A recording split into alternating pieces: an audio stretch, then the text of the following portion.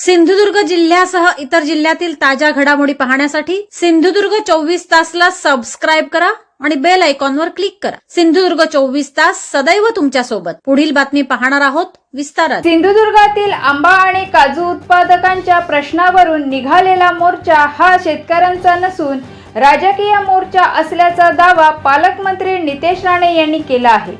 सरकार शेतकऱ्यांच्या पाठीशी असून नुकसानग्रस्तांना मदत केली जाईल असेही त्यांनी स्पष्ट केले। यावेळी पालकमंत्री नितेश राणे काय म्हणाले ते पाहूया। आमच्या महसूल खात्याने प्रामुख्याने आमचे आदरणीय बावनकुळेजी यांनी अतिशय उत्स्फूर्त उपक्रम महसूल खात्याच्या माध्यमातून घेतलेला आहे, ज्याच्यामध्ये जे प्रलंबित दाखले आहेत सगळ्याच प्रकारचे विविध प्रकारचे ते सगळ्या दाखल्यांचं वितरणाचा कार्यक्रम हा आज जिल्हाधिकारी मॅडमच्या मार्गदर्शनाखाली आणि नेतृत्वात आज झालेला आहे। असंख्य लोकांना वर्षानुवर्षे जे दाखले मिळाले नाहीत ते ह्या शिबिराच्या निमित्ताने उपलब्ध करून दिलेले आहेत। जवळपास 20,201 दाखले हे सिंधुदुर्ग जिल्ह्यामध्ये जे प्रलंबित होते ते आम्ही देऊ शकलेलो आहे।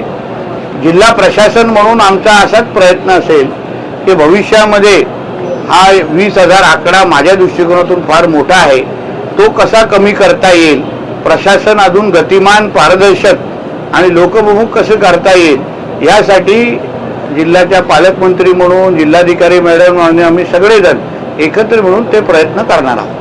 सर, मोदी साहेबांच्या आव्हानानंतर तुम्ही स्वतः इलेक्ट्रिक कारने प्रवास करत जिल्हावासियांना काय आवाहन करणार? बघा, जेव्हा आपल्या देशाचे कुटुंब प्रमुख आदरणीय पंतप्रधान मोदी साहेब जेव्हा आपल्याला काही सूचना करतात, आवाहन करतात, ते देश हितासाठीच असतं। शेवटी ते स्वतःच्या काही स्वार्थ नजरेसमोर ठेवत नाही।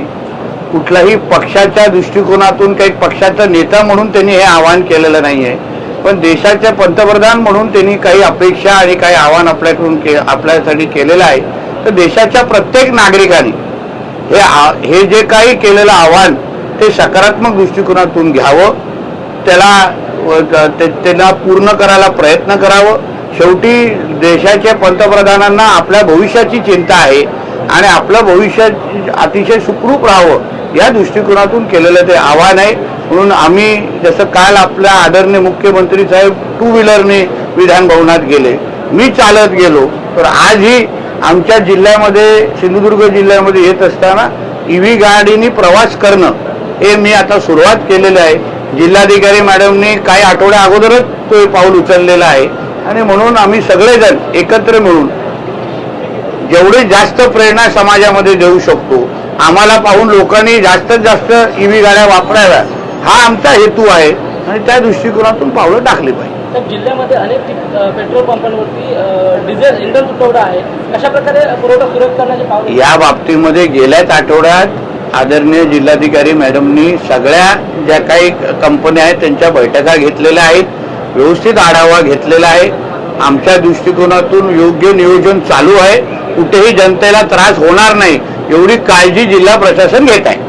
ओंकार हत्ती संदर्भात प्रश्न आहे। ओंकार हत्ती सावंतवाडी तालुक्यामध्ये धुडगूस घालतोय, 2 ते 3 ठिकाणी गाड्यांची तोडफोड हत्तीकडून झाली, कशा प्रकारचे उपाय?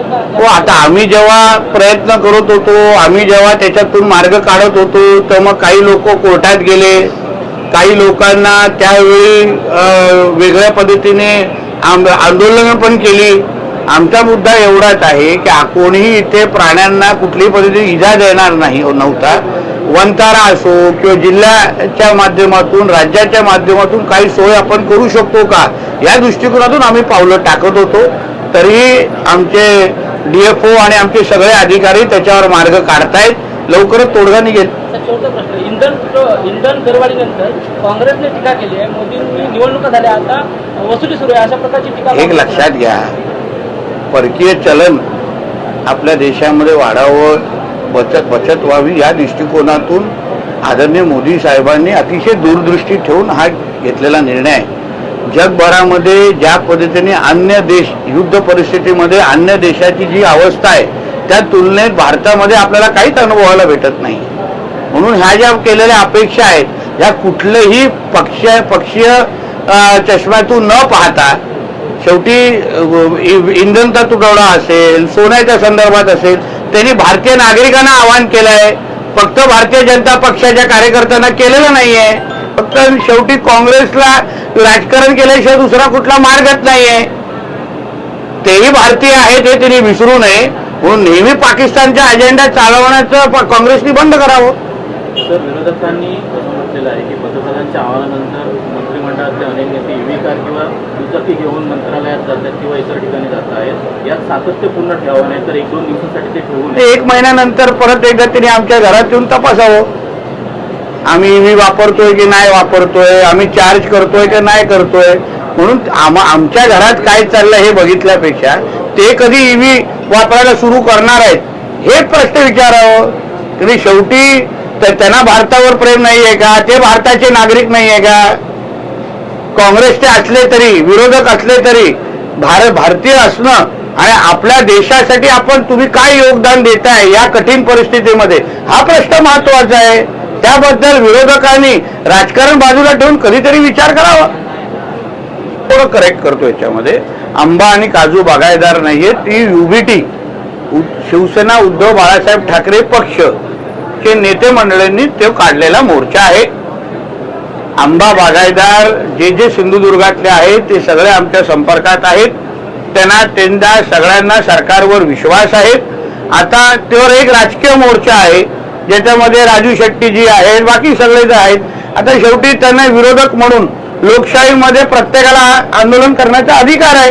पण राज्य सरकार म्हणून आदरणीय देवेंद्र फडणवीस साहेब हे कालही आमची मंत्रिमंडळात त्याच्याबद्दल बैठक झाली, म्हणजे चर्चा झाली. त्याचबरोबर पंचनामे मोठ्या प्रमाणामध्ये सुरू आहेत. प्रत्येकाचं नुकसान किती झालं याची माहिती दिल्याशिवाय, माहिती आल्याशिवाय आपण मदत करू शकतो का? आणि म्हणून बिनकामे आमचे काही विरोधक राहिलेले आहेत. त्यांनी आझाद मैदानला एकत्र व्हावं, आंदोलन करावं. आंदोलन करण्यामध्ये काही हरकत नाही. पण शेवटी आंबा बागायतदारांना, काजू बागायतदारांना आमचंच महायुतीचं सरकार मदत करणार. आणि नुसतं मदत करणार नाही, पुढच्या सीझनमध्ये हे संकट त्यांच्यावर येता कामा नये याची पूर्ण काळजी घेणार. सिंधुदुर्ग जिल्ह्यासह इतर जिल्ह्यातील ताज्या घडामोडी पाहण्यासाठी सिंधुदुर्ग 24 तासला सबस्क्राईब करा आणि बेल आयकॉनवर क्लिक करा. सिंधुदुर्ग 24 तास सदैव तुमच्या सोबत.